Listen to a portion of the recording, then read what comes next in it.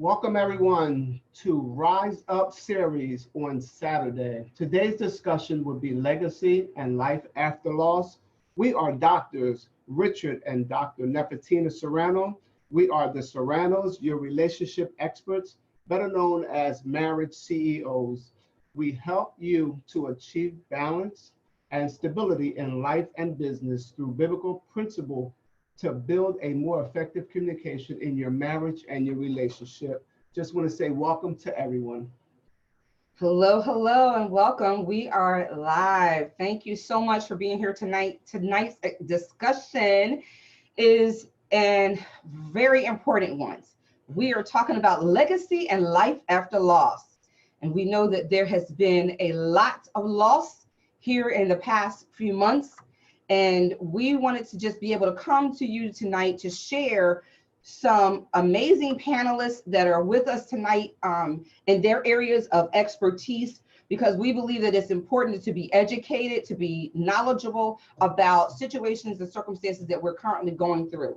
And we know that this is a state of emergency worldwide. And because we're in that place, we wanted to shed some light on what is legacy. Right? People are always talking about leaving a legacy. I want to leave a legacy. You know what a legacy is. And so we want to be able to talk about that tonight. We're going to share with you our amazing panelists first. So I'm going to just introduce them. And then after that, we'll get started. So I'm going to start and just say that if you have family and friends that you think could benefit from this type of topic, which I think everyone should benefit from this kind of topic, you definitely want to reach out to them, share this page right now and let them know, listen, we're talking about something. Get your pens and your paper ready, because we're going to be giving you nuggets and information that you may even need to jot down. We're going to start off tonight with one of our panelists, and that is none other than Miss Eileen Marcial. And Miss Eileen is the founder of Wills and More LLC, an estate and identity theft specialist. She uses the services to provide Legal Shield and ID Shield to provide affordable wills, living wills, medical and durable powers of attorney as her platform to empower and educate everyday families. She has a passion to protect families' legacies, identities, and privacies. She is the wonderful mother. She has a husband, and they reside in New Jersey, and she has two amazing adult daughters. Yes, that I was speaking to her, and they work. Yes. So we just want her to say hello, hello. Greetings. It is such an honor and a privilege to be on this webinar this evening, and thank you so very much for having me. As noted, Wills and More, we do estate documents and we give you peace of mind. So I just want to start off by offering condolences and strength to all who have been touched by the pandemic.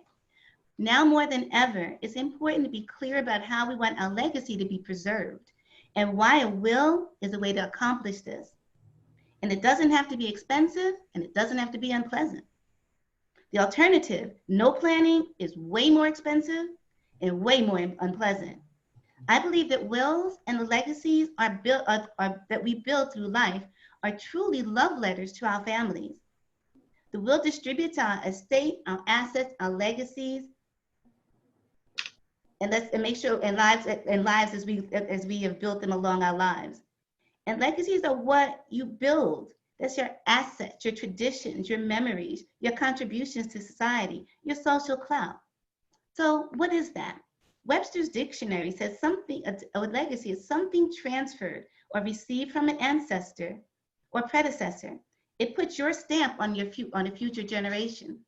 So a perfect example of that is like colleges and fraternities and sororities. I don't know how many on the line are in a frat or a sorority, but it was your mom or dad, grandma or grandpa, aunt or uncle in that fraternity or sorority. Then your legacy, you probably got favor when you got ready to join, because of their relationship. Having a will preserves that your traditions and financial legacy will leave your future generations with favor of generational wealth. Many families have the traditions down. The legacies are well documented there. But generational wealth Tradition can be funded and created through life insurance, and it's not too late to start.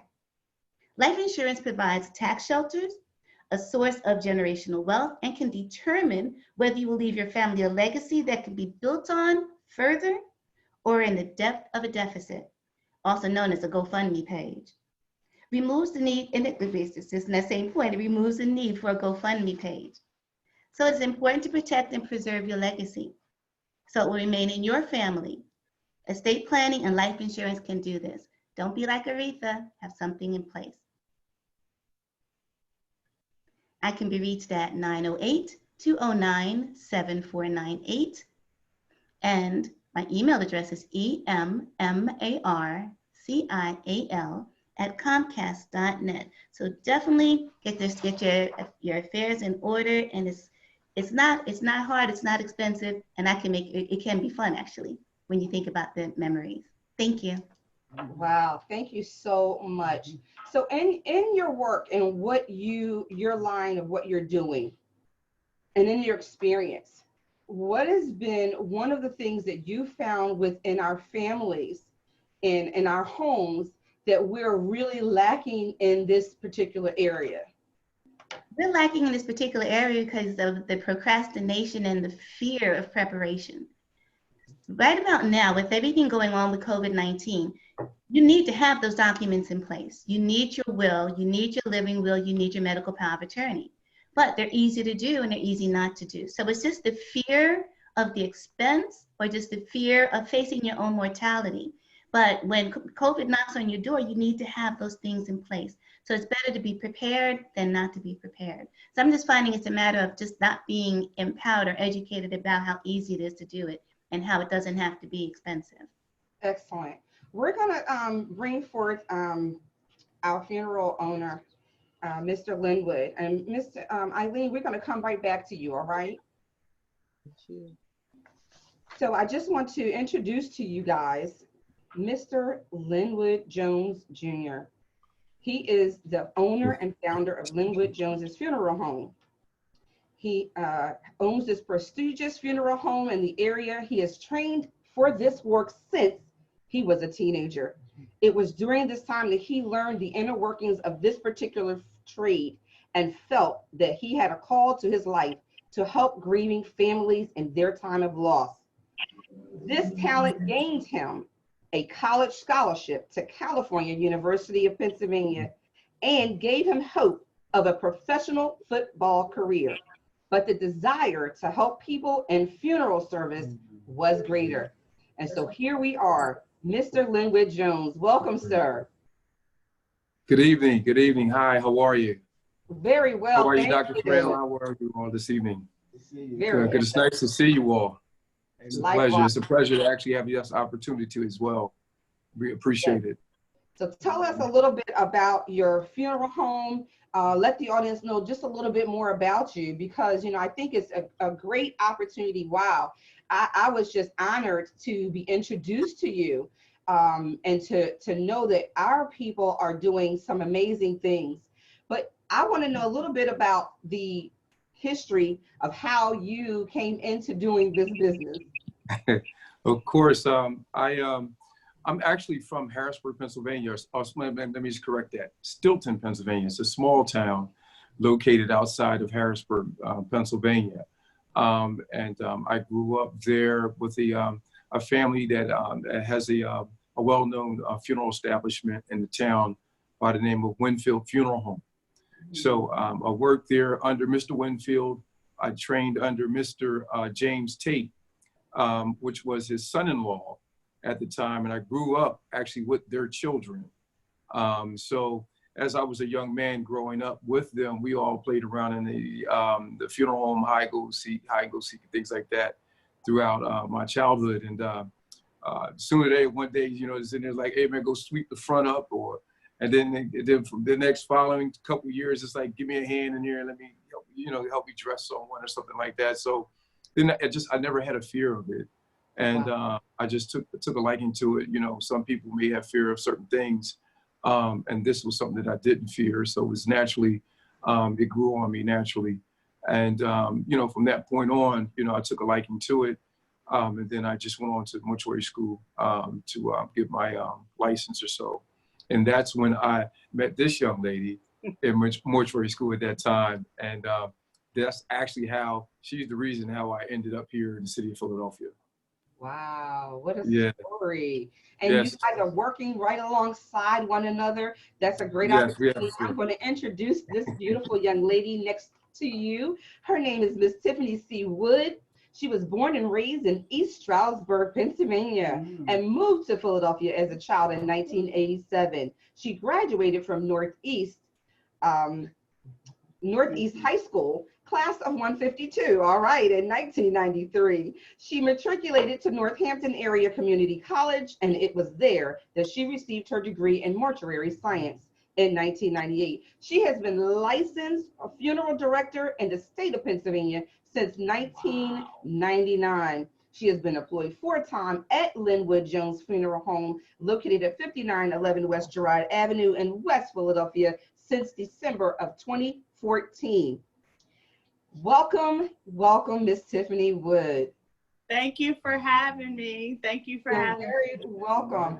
I'm excited because I just think it's so awesome when you can meet owners and operators, those that are on the front line in the trenches doing the work, walking alongside of these families that are losing their loved ones in such a time as this. These are perilous times.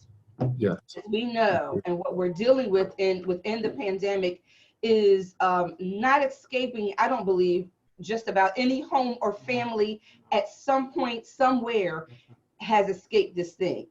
And so with that being said, there is a lot of grief, there's a lot of heartache, heartbreak, and so forth and so on that is happening. You know, your line of work is so needed and is so just such an honorable line of work to do. And I can see that you guys both enjoy what you're doing, and you wouldn't have gone on to starting your own company had you not enjoyed that. What are you seeing right now in this time that the people that you are serving, the families that you're serving, are going through the most? And we're gonna go to Dr. Stocker after you, because in this time and during this dispensation of time, our families are hurting and they're going through, and a lot of people are suffering alone. So help us a little bit with dealing with or talking about that loss that you're experiencing. Yes, I guess if we're speaking, are we speaking in regards to the COVID event that's actually amongst us? Yes, it's been a very, very trying, touching time here, dealing with this experience of this pandemic that we're actually having and being a part of it. Let me just start off there saying I myself had been infected back in the beginning of March, around the 18th of March, and I'm blessed to actually be present.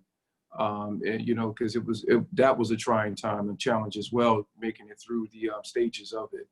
Of course, I tested negatively just a week or so ago. So, you know, praise God, I'm just clear of it. But there's families that have loved ones that didn't make it.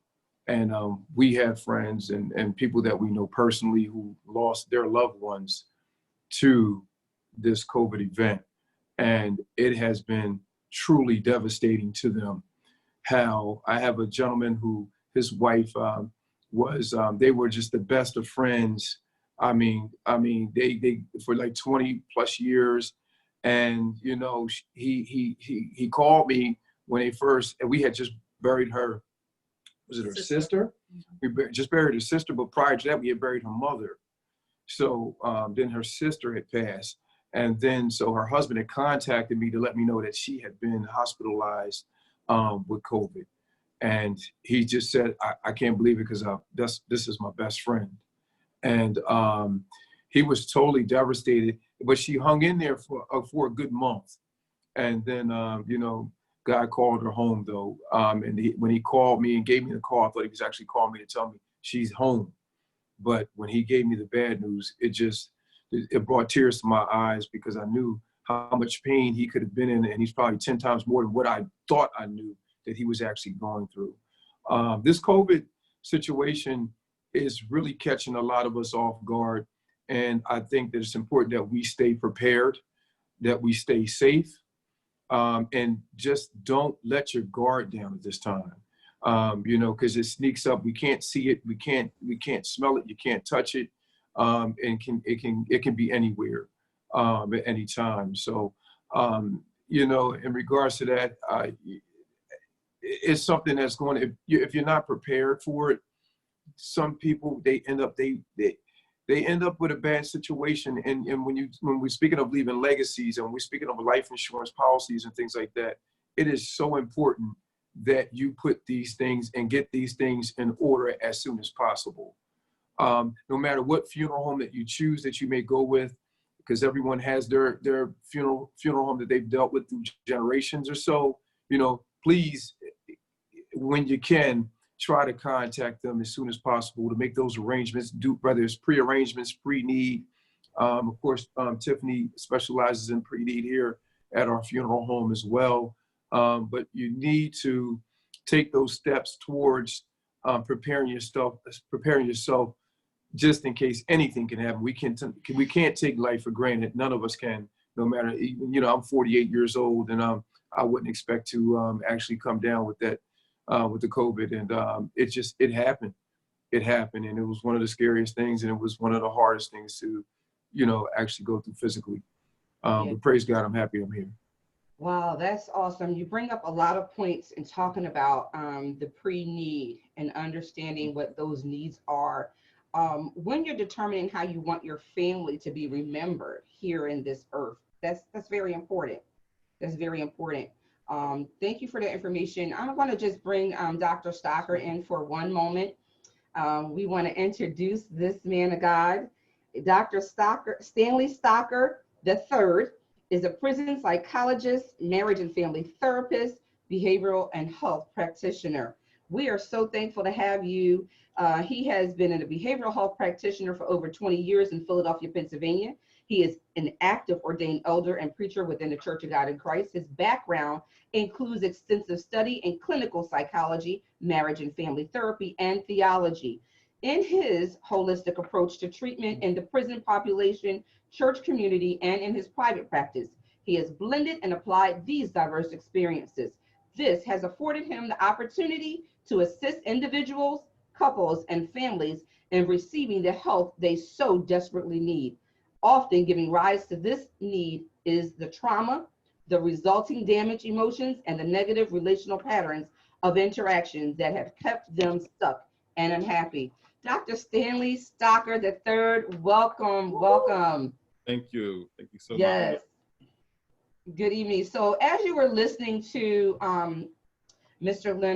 Linwood, as you were listening to Mr. Linwood talk about, that pre-need and preparing our legacy while we're alive, just, helping our families, what were your thoughts on that? Well, first I would like to say, just to be transparent and disclosing, I myself as well was infected with the virus. So I can say first that, it was a very scary experience. And so like Mr. Jones, I'm just thankful that God has healed me. And I like to just let people know that there are, a disease does not just overtake everybody. So there's a lot of myths out there. So I try to help people to understand what the truth is, because the word of God tells us, and you shall know the truth, and the truth will make you free. But the truth that you don't know won't make you free. That's so right. Be exposed to the truth. And so as I listened to Mr. Linwood, I thought about how a lot of people are going through the grieving process, but some people don't know how to grieve. We need to allow people to grieve. And especially in church circles, sometimes we look down upon grieving as if it's a weakness, but we need to let people know it's okay to grieve, because grieving actually is a healing emotion. Through our grieving, we actually get closure, we get resolution of the issues or the traumatic effect the loss has had on us. So one of the things I like to do is to free people up to be human, free people up to know that as a person, you have the right and you have a responsibility to yourself to actually allow yourself to emote, to allow yourself to actually heal by crying. You know, God gave us the capacity to be sad for a purpose.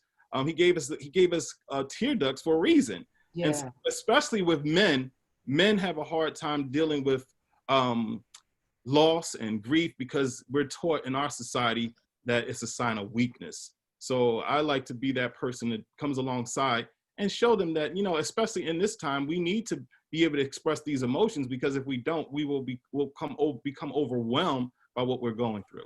Mhm. Excellent. That's excellent. Thank you so much, because, you know, that I'm sure, as you said, it's a scary place to be. And as we know, this pandemic started way back when. It didn't just come about. Some of us realized that we had it several months ago when it didn't have a name to it. And so, you know, it is one of those things, you know, and thankfully we were able to overcome and survive that time. But I'm going to go back to Miss Eileen for just one moment, and then we'll go over to Prophet Aaron. But as we're, you know, still talking about legacy, right? And how we plan how your legacy is going to transfer in death. Can you just help us in terms of what the steps are, or what will people need to do in creating the living will, to dealing with that medical power of attorney? Those are those things that this is the time, people, for you to get your pens and your paper so that you can write down some of the things that she's going to share with you. Okay, great. Thank you so very much. And I just want to give kudos to Mr. Jones and Miss Woods. One of my very best friends is a funeral director in Cincinnati, Ohio. Wow. And I just admire the work that you do, and y'all are busier than one-armed wallpaper hangers right about now, I'm pretty sure. So I truly appreciate you, especially for what you go through and what you've been dealing with. But planning your legacy, it has two different parts to it. In life, you need to make sure you have that living will done. That living will is the small document that says, do you want a feeding tube? Do you want to be resuscitated? Do you want to be on a respirator? Do you want to be on a ventilator? So that's one document that you need to make sure it gets done. Additionally, the medical power of attorney, just imagine you get so ill that you can't speak to the doctors. The medical power of attorney is where you pick someone you know, love, and trust to be able to speak to the doctors on your behalf. You pick someone that you know, love, and trust because they're going to follow your wishes. And it also makes it easier for your family, because when you have like one daughter wants you to, oh no, mommy has to stay here no matter what. Another one's like, look, she had a good life. She don't want to be here anymore. The document will take care of those arguments. So that's the medical and durable power of attorney. But then now we go into the durable power of attorney. Imagine that you become so ill that you can't write your checks to pay your mortgage, your rent. You can't pay your bills. You can't keep the things that are of value to you or part of your legacy. And they just disappear because of non-payment. The durable power of attorney is financial, and that's where you give someone permission, once again, that you know, love, and trust, to have power over to make decisions of the financial nature for you. But folks in our age group, it's not often that you really need a durable power of attorney. What you need is a springing power of attorney, because it does the same thing. You appoint the same trustee. However, that trustee only can start handling your financial business when you are no longer able to do so. So you have the medical power of attorney, the living will, durable power of attorney, but you also need to make sure you have that minor's trust. Minor's trust, if you have minor children and you pass away, and COVID knocks at your door and just knocks you out, where do you want your children to go? If you do not have a minor's trust on who you want to be the guardian of your children, and who do you want to be stewards over their money until they're old enough to handle it themselves, if you don't have that in place, the state's going to appoint somebody, and it's not going to have your family's best interests at heart. Wow. And then if you have a special needs child in your household, if you do not have a special needs trust and you've appointed funds for that child, if that special needs trust is not there, they will lose their governmental benefits. No Medicare, no Social Security, all those things are going to be taken away. So that's another document, and that doesn't have to be expensive either. And then there's some folks that have a lot of stuff. They've got many houses, many businesses. They just have a lot of assets. And for those, you might need to sit down and do a trust. But I would say 9 times out of 10, most people don't need them. It's just a matter of having properly titled and making sure you know where you want it to go. Wow. And the first set of documents I gave leading up to the will, they cease when you cease. When you pass away, all those powers of attorney go with you. That's where the will comes in. And it's a legacy, and it protects your assets. And that's what comprises your estate. You have the opportunity to designate your representative, how to distribute it, and who will be the guardian for your children. And so if you don't do this, the state's going to do it for you. Look at what happened with Aretha. She had this huge legacy. We still have the music, but any money that she had, the state took a big chunk of it. And why? She had the Louis Vuitton shoes on in the casket, though. But no, that's not the way to do things. Yeah. So you just want to make sure you want to know where your children are going, so an estate planning service can be cost effective, as well as a far more personalized approach to getting it done. It doesn't have to hurt, and it doesn't have to be feared. That's awesome. You know, in the Bible, it talks about leaving a legacy in Proverbs 13:22. Yes. And it says to your children and children's children. You know, this legacy is supposed to continue on. You know, this is not a marriage thing. This is an individual thing. This is a maturity thing. Absolutely. I know a lot of people don't want to talk about this, but it has to be talked about, especially in our generation, in our culture, because I'm Hispanic, and we don't talk about things like this much. I don't even hear about it. You know, you just hear about such and such, you know, I always say Pablo, but Pablo passed away, and they passing, you know, a hat around, you know, get a GoFundMe page. A GoFundMe page, like that. Yeah. So, you know, I just wanted to say that because it's just not a marriage. This is an individual thing, and it has no age starting or age ending. That's right. You know, And it needs to change with life events. So as things happen, you change it. You shouldn't be stuck with the will that you wrote 30 years ago, because the will that we wrote 30 years ago, we didn't have one then, but if we did, our daughter's 30 now. She's past being a minor, and she's quite into the age of majority. Yeah. But you have to have those things. But one thing I forgot to mention, but as this is a marriage ministry, each person needs to have their own will. You can't have Mr. and Mrs. Serrano, Dr. and Mrs. Serrano, or Dr. and Dr. Serranos, and it can't be one. It has to be one for each of you, and it has to be properly executed. Excellent. Thank you so much for bringing up that point. We're going to ask Miss Tiffany Wood to come in, because Miss Langley, we're going to come back to you in just a moment, because as you were talking about the trust and the wills and about your assets and things of that nature, I know that Mr. Linwood and Miss Tiffany must see so much in this area as it pertains to people transferring their legacy in their life and death, and determining who's going to make the decisions and who's going to, you know, handle the business. So can you guys tell us, you know, from your perspective, when we're coming to you, what is it that we should have ready, and what is it that would help us to help ourselves get through that transition a little more readily?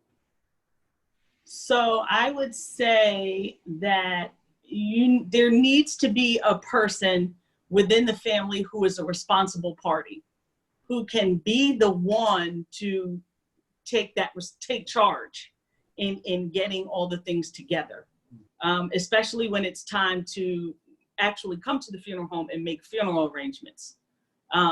One person needs to be that designated person, and be the responsible party and the level-headed party that can make the decisions when it's time to do the arrangements. As far as maybe in while folks are still living in pre-need, then that's a different story. But I do believe that we as a people don't want to talk about it, don't want to think about it. Everyone thinks they're going to live forever and that it's not going to happen to them until it happens to someone in their family. And then the reality hits. So I'm a big advocate of people we plan for everything else. We plan for graduations, we plan for baby showers, we plan for, retirements, vacations. Yeah. Why not plan for your funeral. That's right. And people are like, oh, it sounds so morbid. It's terrible. No, it really isn't. It's making sure that everything is handled properly so that when you're gone, your family is not scrambling around trying to figure out how they're going to pay for this. You can't hear So that would be the biggest thing. That would be the biggest thing. Pre-need, I really. You muted you. Oh, you can't hear us? You can't hear us? Yeah, we're still on. Okay. No. I hear you. Yeah, I can hear you too. Yeah, everything's good on my end. Okay, there we go. We're good. You guys can hear us though? Absolutely. Oh, okay. Okay, awesome. Okay. Well, Dr. Serrano, can you all hear us? no, So Dr. Serrano, they can't hear us. but everyone else can. We still Okay. can't hear you. We still can't hear you, so we're going to come right back to you. Okay. Okay, Okay. all right, yes, ma'am. What you were saying you can hear us though, right? Yes. So what you were saying makes much sense. So the first thing you told us to do was that we need to look over the pre-need. We need to begin to determine how we want our family to be remembered. And we need to think about those things now, right? Then you told us we need to be responsible. So, people don't understand that it takes a lot to do a funeral. And they see it start on a Monday and it's happening on a Saturday. That's all they know. But they don't realize there is a lot of steps in between that has to be taken care of. There's photos that are needed. There is information. There's bio information that's necessary. And all of that is, where we need to be preparing in advance. I'm currently, my husband and I are in school for our doctorate in psych and counseling. And one of the things that we learned is that why don't you do your obituary now? Start working on that right now. Don't wait. Don't wait.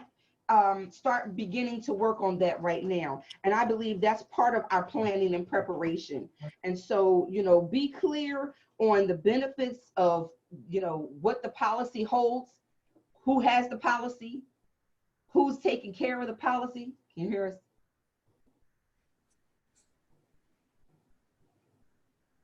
That's very important. So while you guys are fixing that, I'm going to give you a minute. I'm going to go on to Dr. Stocker, because I think this is a good time, because in church, we always see, right? We always see families that are grieving and going through these types of situations.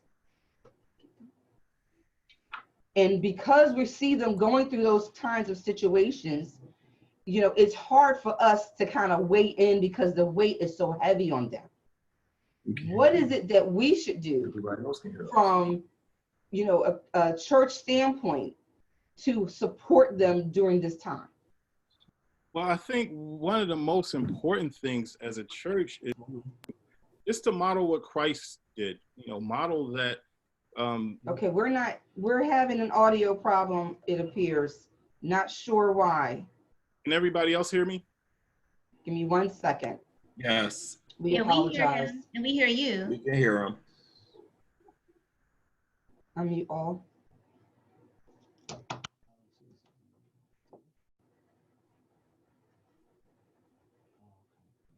All right, can you speak now? Can you hear me now?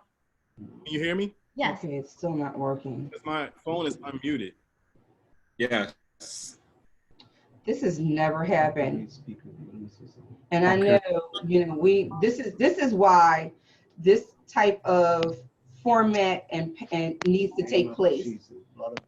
Can you hear us now, Dr. Serrano? Because it's this kind of thing that is so important that our people need to hear about, need to know about, so that they can be well prepared and not ill prepared when they come into a place where they have to deal with this sudden loss and this grief hits them. So we're not sure right now, but we just need to, those that know prayer, we know that this has never even happened on our show. I just want to say, can anybody right They can now? hear Can us. anybody? We can hear you. We can Yeah, hear we you. can hear See you. if I can hear anyone. We can hear Yeah, you. Can we can hear hear us, you. but we Yes, can't we hear can any hear. of you. And everybody's online responding, saying they can hear us. One Yeah. moment. Mute. Awesome. That's coming in. Play. Exit. Let me see. Okay. Oh, good, good, good. Okay. Oh, good. All righty. 1 second.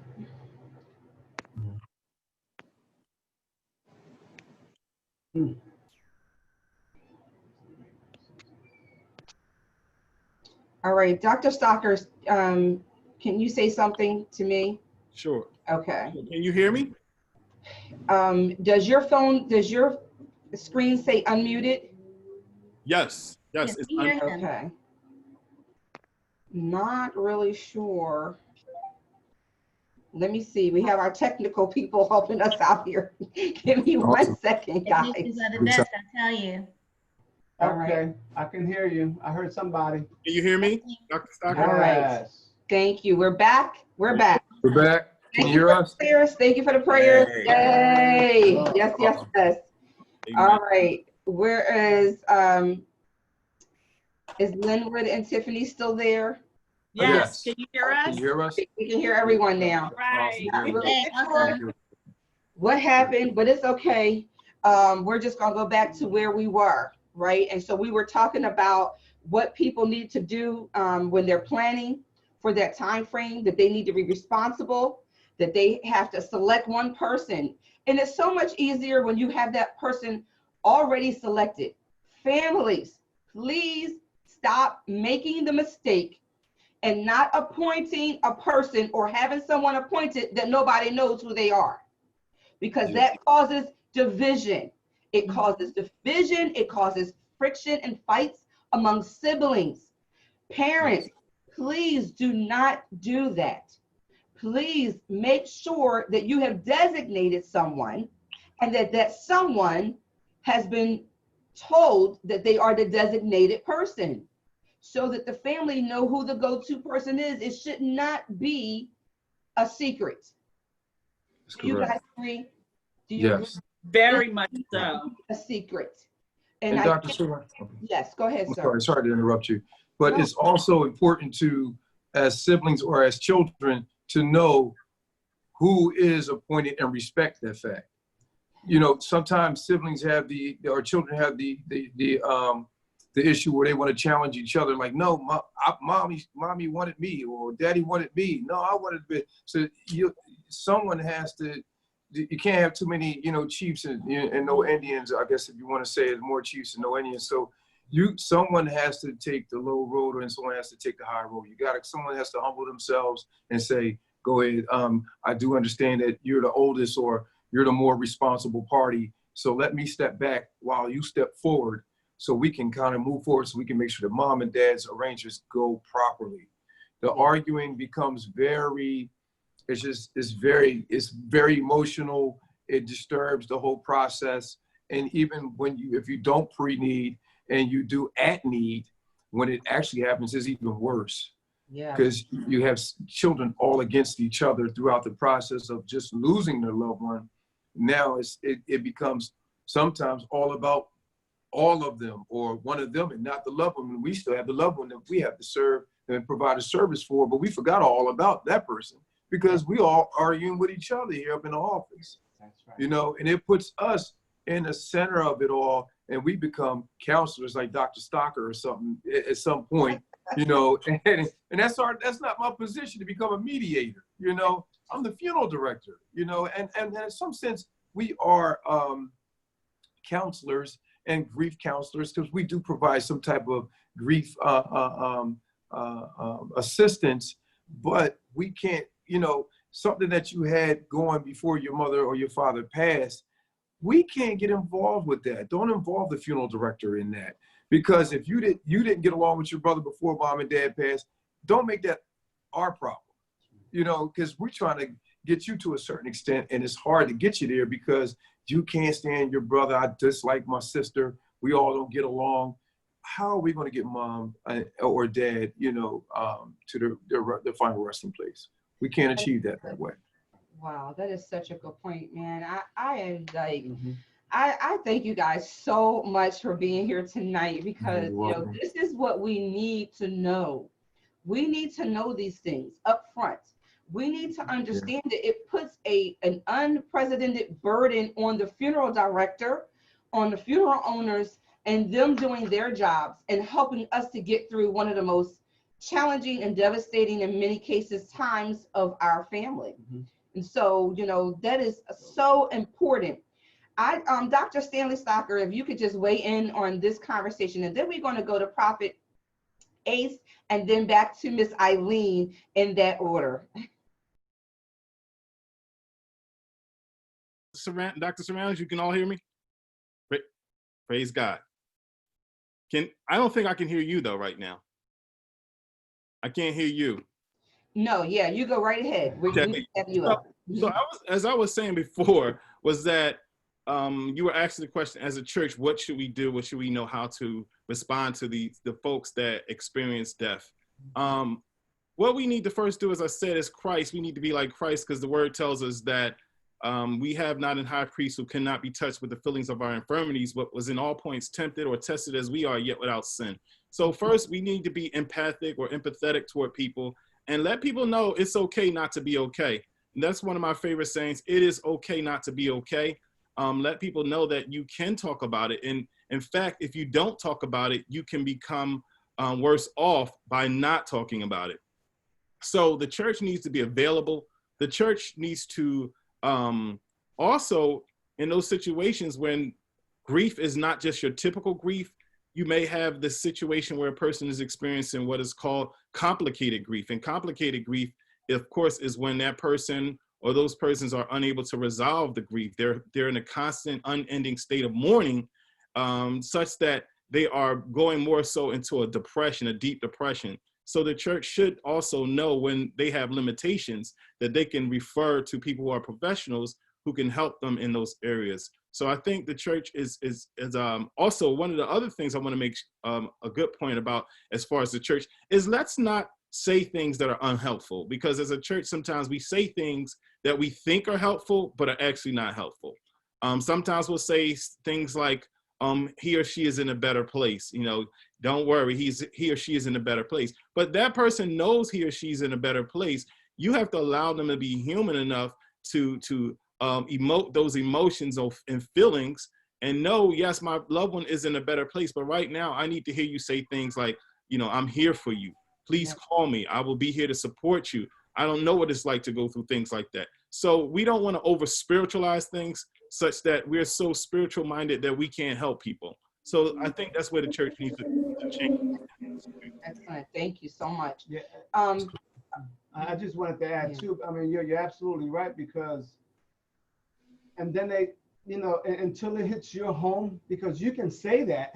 Yes. But when it hits your home, you feel it.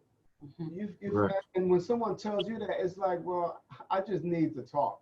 I just need you to listen, because I just need to let it out. And I tell my wife all the time, cry, because it's okay to cry. You have to let it out. You cannot hold it in. And we talked about that too. It's just not something you can do. It hurts you in the long run. Yeah. We want to make sure, for the sake of time, that we do get to some of the other points that we really want to make here. And some of that is dealing with how to be prepared. But right before that, Prophet Ace, can you just chime in a little bit for us? Sure, absolutely. Grace and peace to everyone. Everyone has been on talking about the preparation of the death process, how to prepare for your legacy and doing life insurance and things of that sort. But my portion of the piece is talking about legacy. We're leaving legacy behind, but what we need to realize is that we have to create legacy in order to leave it behind. Your legacy is not leaving your red bottoms, is not leaving your jewelry, is not leaving the old furnishings that you have in your house. That is not your legacy that you're leaving behind. In fact, what we actually end up having to do is actually have to sell those items, because you have not did as the people of God on here, setting up life insurance and making preparation, and you're adding grief on top of grief to the situation. So just to tell you a little bit about me, some of you all remember me from coming on before. Another business entity that I actually have is called Legacy Brand Consultant. And what I do in that is helping people to develop, create legacy, to go after their destiny, as you see on my shirt, to be a boss. And so to leave a legacy behind for your children's children. But here's an interesting thing: when you're leaving legacy, it's more than just about your children's children. People that connect to you, people that if you start a business, if you start a ministry, if you start a school, or you do anything that is legacy driven, there's other souls and other people and other children and other individuals that's attached to the legacy that you leave behind. And so the importance of leaving legacy, I'll pull out a culture of people for an example that I highly respect, which is the Jewish community. Actually, interestingly enough, through bloodline, I'm actually part Jewish. So maybe that's the Jewish side of me right now about leaving legacy that I'm kind of pulling on. But the interesting thing about the Jewish community is it's ingrained in them to leave a legacy behind and to raise up their children in the attributes of the family business or entity or what it is that they're doing. So when they become of a certain age, they can take the legacy and the hands can change hands without it having to happen through death. Without it having to happen through someone leaving us and having to leave that legacy behind, and they're being groomed in and developed in. And this is something that we need to develop more in the church. This is something that we need to develop more in certain cultures of people that do not do these things, because we don't think about legacy. We don't think about leaving an inheritance for our children's children and everybody else's children that connects to our vision. Another thing that I want to say, and I'm going to give room over, I love the scripture that's Genesis 25 that talks about Isaac in the midst of a famine having to go to Gerar and be amongst Abimelech. And there he found wells that his father dug that was an inheritance left for him. But then also he went and dug wells. And the interesting parable about wells is it's a source of resource. And when you leave and your children die or you die, that well stays and it remains. And people that comes along and move in that region or move in that territory still draws from that well. That's the importance of leaving legacy behind, so that people can be able to draw from the vision, the dreams, the gifts and the talents that you have left behind, because it's going to continue on for generations to come. So yes, don't focus on, who's going to get your red bottoms, because that's irrelevant when you're gone. But you want to leave something that is tangible legacy, the dreams and the visions that you have. These are the things that you want to leave behind so that you can give it impartation in for the next generation and generations to come. Excellent. Wow. Thank you so much for that, because that is such a good point that people don't understand. We're worrying about just the material things, and there's something that far exceeds that when it comes to legacy. Legacy isn't all just about the dollar or about the things. It is more about you, the person, and what have you deposited? How have you impacted the earth? How have you impacted your family, your neighbors, your community, those types of things. And that is where, the mentorship, the coaching, and all of those things come in. And that's where we can play those roles and be a participant in that. And we should make sure that we're leaving that for our family as we, when we're ready to depart. Miss Eileen, how are you? So I am awesome. I just had to find the unmute button. No problem. So as we're talking about that, preparing for the life after that loss right there, I just want you to tell us a little bit about executing the final arrangements. What is that, and as we're preparing for that loss, I want you to tell us about that estate planning portion of it. Okay. So basically, in order to be prepared to do your estate planning, you need to know what you have. Good. Okay. The traditional is Prophet Ace was saying that at the end of the day, it's not about just your property. It's about the difference that you made in life. And that's what comprises your legacy. Your estate is the stuff that you had, but your legacy is what they're going to remember you for. So when you sit down and you make that appointment, you make that connection with someone who's going to help you plan your estate. You need to know what you have. You need your stuff, your real estate, your bank accounts. And let me make a question about bank accounts. You need to either have beneficiaries listed on there, a payable on death, or transferable on death. Because this way it takes care of some of that red tape that might come up when a person passes away. Because you have an insurance policy, but that goes directly sometimes to the funeral home, or somebody might have borrowed against, there may not be any money there. So you might need to be able to get access to the, I see you laughing. Yeah, I know that's happened to me. So I do understand. So you need to have those things in place. Your personal property, that is what that is. And usually if you pick your executor or executrix well, they're going to know how to distribute that without there being any battles.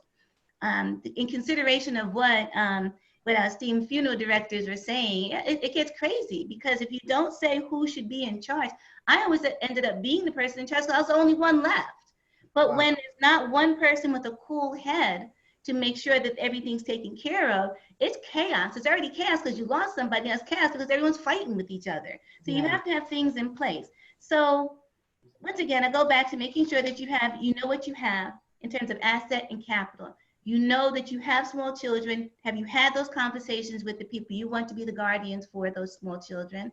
And make sure that you know where, do you have all your documents in place for that? And same thing with 401ks. But going back to what you need at the end, like when the powers of attorney no longer exist, you need to know that where's the life insurance policy, where are the bank accounts, where's the 401k, and retirement, stocks, bonds, things of that nature. And that's the great thing about wills. Anything there's a beneficiary attached to, it passes through probate. A will doesn't stop probate on and other things, but as long as there is a beneficiary attached to that, they can't touch it. Wow. It goes right through. So I just caution folks to just make sure that you have beneficiary designations on anything, everything that it can have it on. And if you have a bank account and you haven't thought about this yet, definitely make sure that you have a payable on death, transferable on death, or beneficiary. It makes it so much easier.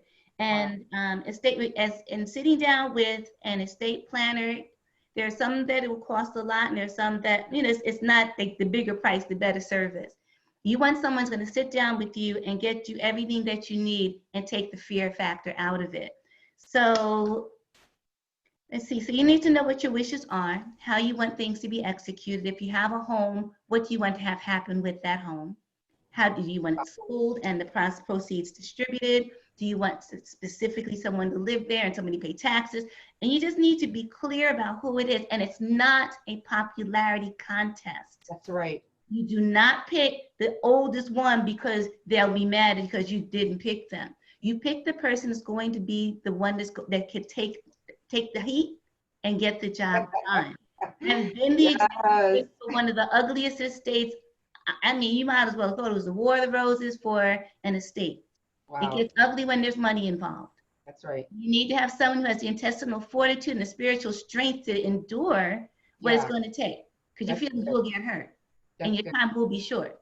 So it's a matter of just being strong in what, making your choices, and having somebody to work with you to get that done helps a lot. And life insurance, as the prophet said, there's certain groups of ethnic groups that's what they do. They use life insurance to continue generational wealth. Generational wealth is exactly what it says. It's the wealth that continues from generation to generation. A lottery ticket ain't gonna get it. Having the nicest nails and the baddest car is not gonna take care of what needs to be taken care of.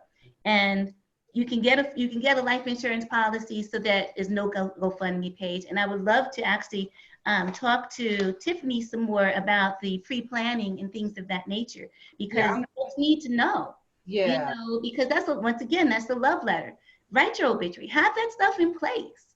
Because it's not, I remember sitting at the table and my friends coaching me how to write the obituary for my mom, and so I knew my mom, I loved my mom, but what would she want me to say?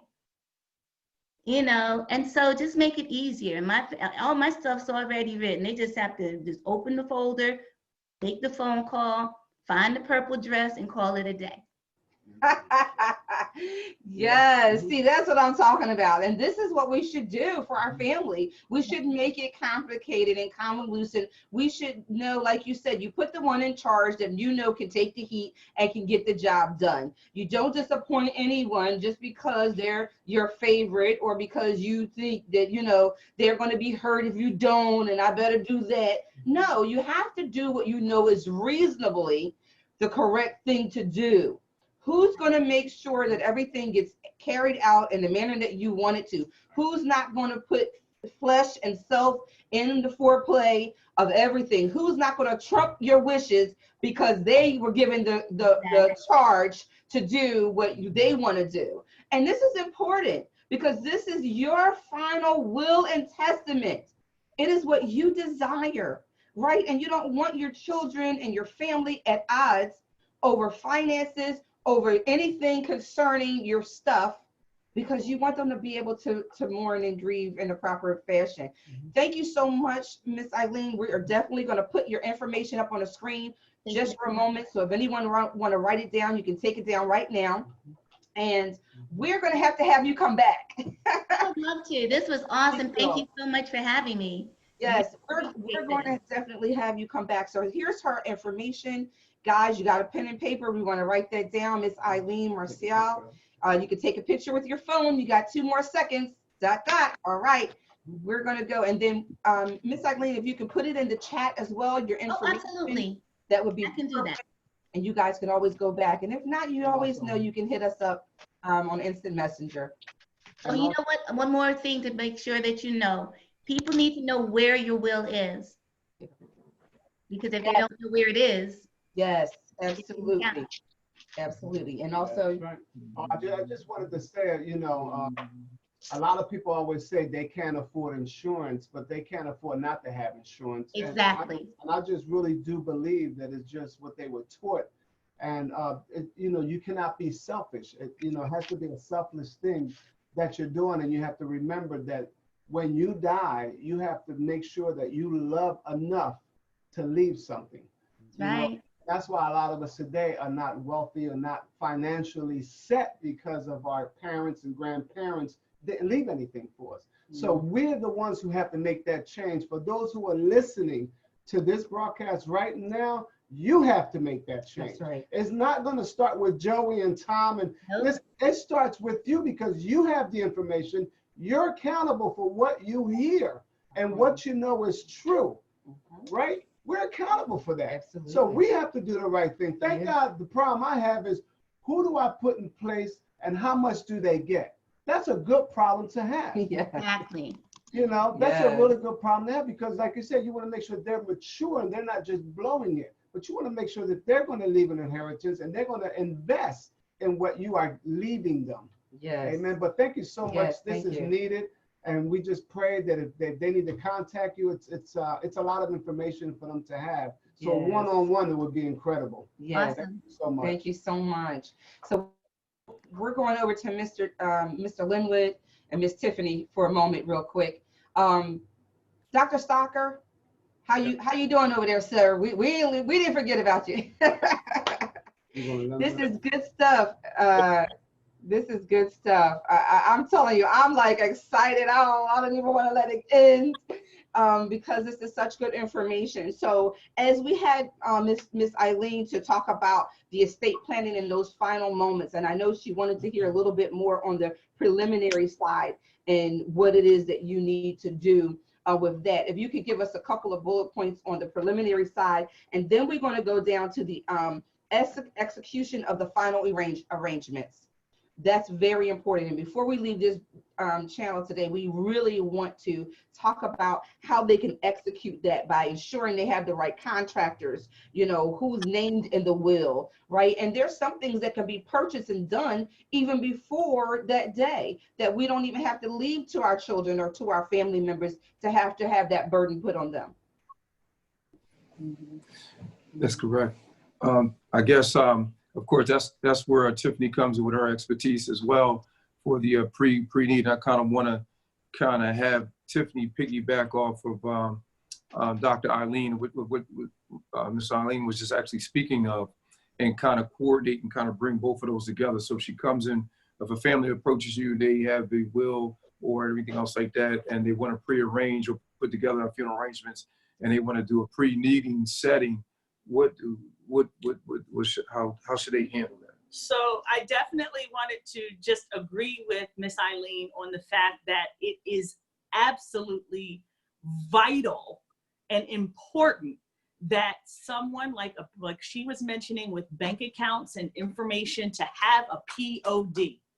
What that is a payable upon death. Pretty much what that means is that you're allowing one other person to have access to your funds upon your death. Because it happens so often that loved one, the person who passes, had money in their bank accounts, and their children are banking on using that money to pay for their funeral and can't get access to the money because no one's name is on the account. So then you have to then go down to City Hall to get what's called a short certificate. It costs, it's $100 and some odd. It's not instantaneous. And then you have to then take that to go to the bank to try to withdraw money. Now, at this point, your loved one's in the ground. So that money that you were banking on using, you don't have access to and can't use. Wow. So that I definitely agreed with her on that. And that is so important for everyone. Even if you don't have it currently, go get it. Yeah. It doesn't mean that somebody now has access to your money and can withdraw funds out of your account. No. All it means is that upon your passing, someone actually can get access to your funds to help defray any funeral expenses, if that's what you're planning to use that money for. Yeah. There are other options, Dr. Serrano, as well, in panel and people that you actually can go with, as well as like a pre-need with a burial reserve account, is a BRA, you know, and which you actually can open an account and put funds in that account to go towards your funeral services. There's several different. Yeah, but the pre-need is better. The pre-need's better. I would actually have, can you just talk to them about that real quick? So pretty much I work with, I'm a licensed insurance agent here in Pennsylvania for life insurance. And we work with a company that deals solely in burial insurance. Mm-hmm. So what it is a family, just say they come in, they say, hey, look, I have $10,000 and I gotta move this money and I want to put it in for my funeral expenses. So what you would do is you would take that, I would write up the contract, we would go over a bill of goods, make your arrangements, pick your casket, your vault, your cemetery, everything you want, and take that money and put it into this pre-need burial insurance. The company that we deal with is Homesteaders Life. And there's an interest rate that grows on the policies. The benefit of that is that the interest that grows on the policy generally covers the cost of inflation. Okay. The interest that is in the policy, so just say 5 years from now, you live 5 more years, cemetery prices increase every year. Every year. Our prices may not go up, but the cemeteries do. So usually if you lock in at today, 5 years from now, you're going to be okay, because that the interest that is growing on the policy will cover the cost of inflation. So that's why I prefer the families to do the pre-need insurance, because the interest rate is greater than if you do the burial reserve with the bank, because the interest rates are a lot lower. And it's a lot of red tape that you kind of have to go through in the end when you have to try to get everything out. So it does make it a lot easier for families just to come. It's a casual sit down, you know, it's no pressure. But if they want to prepay, and they have the option to do it either in a lump sum, where they take the full amount and they put it in, or they can do it in a payout over a certain amount of years. So you can do it in a 1 year, a 3 year, or a 5 year. Wow. And then you can take up to that time, they'll split whatever the cost of the grand total of the funeral bill is. They do some fractions and some math, and they'll figure out how much your premiums will be over that time period. But know that if you do the 5 year pay and you're a healthy 45-year-old adult, by the time you're 50 years old, you've got your funeral expense already taken care of. Wow. It's done. Wow. You don't have to think about it, and you don't have to worry about your family having to think anything more of it. Yeah, that's excellent. We're gonna definitely have to have a part 2 on this. I mean, would you guys be willing to come back? I would love to. We just put you Love online. This ma'am. is such, you know, so that we can kind of drill in a little bit more to the specifics. And I think people want to know that, right? Because a lot of times they're only getting that information at the time of their loss, and their minds, you're not there. You know, you're just like, whatever can get me to the end of this road so that I can go ahead and just grieve my parent, my loved one, my brother, my sister. So what I want to do is we're going to put your information up on a screen so that people can contact you, right? And they'll be able to talk to you about, you know, the BRA, the burial reserve account, and they can talk to you about the pre-need and having that insurance policy and paying into that. We had once at one point sat down as a family to talk about that for I think one of our grandparents. And you know, it does seem like the right thing to do, and like it's so much easier, and everyone can just go and pay into it and get that thing done and over with, and before you know it, it's paid for. Right? It's like, you know, like that car loan. It's like, it's, you know, it's like, wow, 3 years is over with. That's exactly it. It's Think of it like a car note. There you go. As if you all get along. If you all get along, yeah. We gotta work on it, right? We gotta work on that. So I have a quick question, real quick. Base price for a funeral burial. What's the base price? Just, you know, just to let somebody know, because some people don't have no idea. I would say that the average with funeral, I mean, if funeral expenses, all of the funeral home charges, and your cemetery, mid-range cemetery, you're going to spend about $7,500. Yeah. Yes. And that's including all your merchandise, That's your all bells and flowers, your whistles. casket, you know, everything included. Now, if you want something more extravagant, of course you can go that, you know, in that direction, you know. And if you want something less expensive, you can go in that direction as well.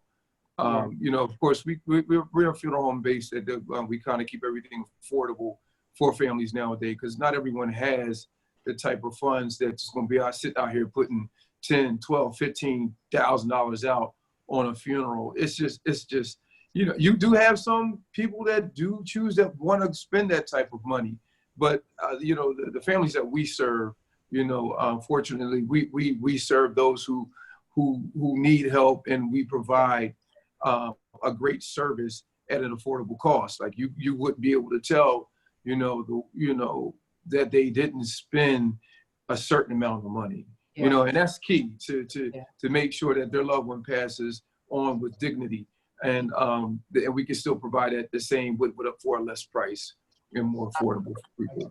Thank you guys so much. welcome. We definitely going to stay in touch. We're going to put your information up on the screen. You guys pull out cell phones. This is your time to take your photo of the information, or you can write it down. Linwood Jones Jr. Funeral Home, and where they're located right there, 5911 West Girard Avenue, Philadelphia, Pennsylvania. They are here for our local, state, and community. And you want to reach out to them. As you can see, they are a wealth of knowledge, information, support, and they are here to serve you and your family.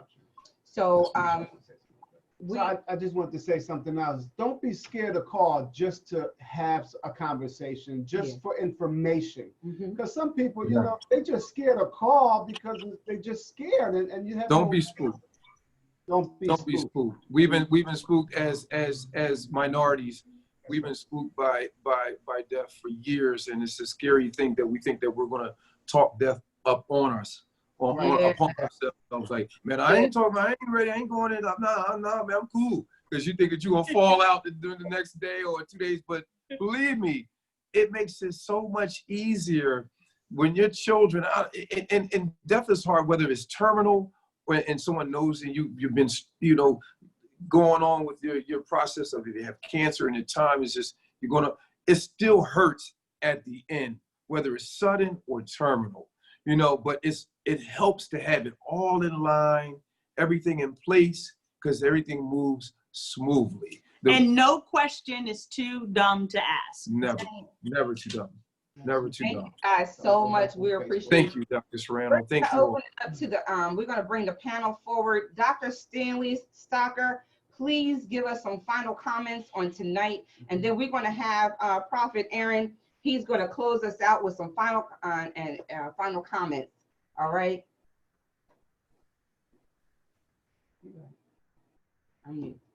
You gotta Okay, yeah. So I wanted to say that, you know, I heard somewhere said that legacy is not what you leave for someone, it's what you leave in someone. And so, you know, we have to be conscientious of not trying to leave money, not trying to leave, you know, our car and all these things, but leaving something in someone, you know, leaving the legacy of your character, leaving the legacy of your faith. Abraham left the legacy that he and his family would serve the Lord. No matter what the culture was doing, we're leaving this legacy that we're going to serve God. This is our legacy. So as people who are people of Christian integrity, we need to share with the world that we don't handle death the same way the world does. We should leave this legacy that we're not fighting, we're not bickering, we're not scrambling for money, we're not scrambling for ways to pay for funerals at the end of life. So the church needs to exemplify that we represent some place where you can come, that you don't have to worry about these things because we have this together. So we just want to be in a place of Christian integrity and ethics in terms of the end of life. And so I'm just happy to be here tonight, and thank you for having me as a panelist. Yes, thank you so much, sir. We appreciate you. All right, Prophet, we're going to put up your information, Dr. Stanley Stocker III. If you'd like to reach out to him, here's his information right here. You can go ahead and screenshot that. Again, remember, he does prison psychologist, marriage and family therapist. But I can tell you, he definitely weighs in on a lot of different things. And I love the information that he brings forth, very valuable to us. So thank you so much, sir. And everyone, please, just on Facebook, if you can't do it now, just go back to it and put your information in, because a lot of people are viewing it and then a lot of people are sharing it. So they'll have that information even for the rest of the week. All right. Okay, thank you. All right, Prophet, thank you so much. Yes, that camera lighting is better. Absolutely. You know, I just want to encourage everyone's hearts that's listening. I know we've come from a legacy of dysfunction. We come from a legacy of ignorance. We come from a legacy of figuring it out as we go. But when you've got knowledge, you're held accountable for the knowledge that you have. And I want everybody that's on this live listening to be encouraged to do better, to leave legacy, to not leave your family in debt, to not leave your children without, to leave an impartation, to leave mantles behind, to leave purpose behind. There's more to your life than just you. There's more to your life than just what you want to be and what you want to do. And people are looking at you. So I even decree and declare prophetically that that mindset be broken off of you, the mindset of ignorance, the mindset of limitation, and be fearful of death. Because we all owe this body a death. This body will return to the death that it came from. And so just break those mindsets, come out of agreement with all of the mindsets of limitation and being scared of death, and not doing life insurance and writing a will is coming in agreement with death. But the reality of it is that you are going to return to the dust. And I decree and declare that you be encouraged on tonight, that you be empowered on tonight to leave legacy and to have your affairs in order. I just received a message prior to this live and even on this live of a very few individuals that I heard that actually had their affairs in order before they passed. They literally knew that their time was coming, and they actually had their insurance policy paid up. They had their will in line. They had their obituary already written out, and they already had given an impartation and left it in people enough that they had left legacy in people, and that their life lives on after them. lives on. The things that they've imparted into people's lives, their dreams, their goals is not just left in their head, but they are tangible that people can be able to receive from. So break that mindset, break the mindset, because if you don't break it, you're going to constantly perpetuate the same dysfunction. You're going to perpetuate the same not leaving legacy, not getting your affairs in order, and it's going to go on to the next generation. So I want you to be encouraged tonight to leave legacy and to have your affairs in order. So when you leave your legacy behind, it will continue on in grace. Thank Bless you so much. God bless you. And that was a wrap this evening, guys. We just want to say thank you so much to the entire panel and to all of our attendees that are in the room with us tonight. We want to just thank you all for being here on this live. I hope that you share this. I hope that it was valuable. I hope that you received some information that you didn't know before. I hope that you received the declaration that was spoken, and that you will begin, if you do not already have your affairs in order, that you will put them in order, because it is necessary. We do not want to leave here without imparting what God has given us into the world. And we do not want to leave here with our family and our loved ones in chaos, feuding and fighting with one another. Amen. It is unnecessary. It is unnecessary. So now that we know better, hopefully we will tend to do better. Thank you to our entire panel. We thank you, Dr. Stanley Stocker, Miss Eileen Marcial, I love your name, I hope I'm saying it right, and to Linwood Funeral Home and Miss Tiffany. She has an amazing way that she spells her name, guys. So I love it. It's so unique. And to Mr. Linwood, you are doing an amazing job. Thank you, sir, so much.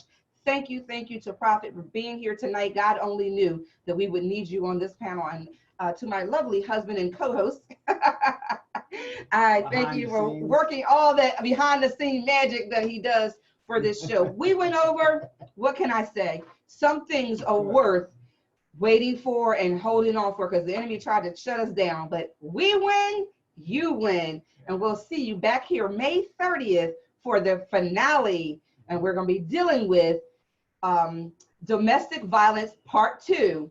Domestic violence part 2. And we will be with that wonderful lady, the cookie lady, none other than our celebrity guest, Dr. Loretta Pierce. She will be back. And we're going to hear from our West Coast side, Miss Megan Fenor. She's going to come and share her amazing story. It is going to be the finale of the series Rise Up. Rise up, families, because you win together. God bless you and have a wonderful night. God bless you all. God bless you. Unmute yourselves, please. God bless you guys. God bless everyone. Have a very safe weekend. Stay safe. And God bless you all. Thank you so much. You're welcome. Thank you for having us. Thanks for having us. Bye-bye now. Thank you so much. God bless you. God bless. Thank you. Bless. Bye. Bye-bye. Bye. Here we go.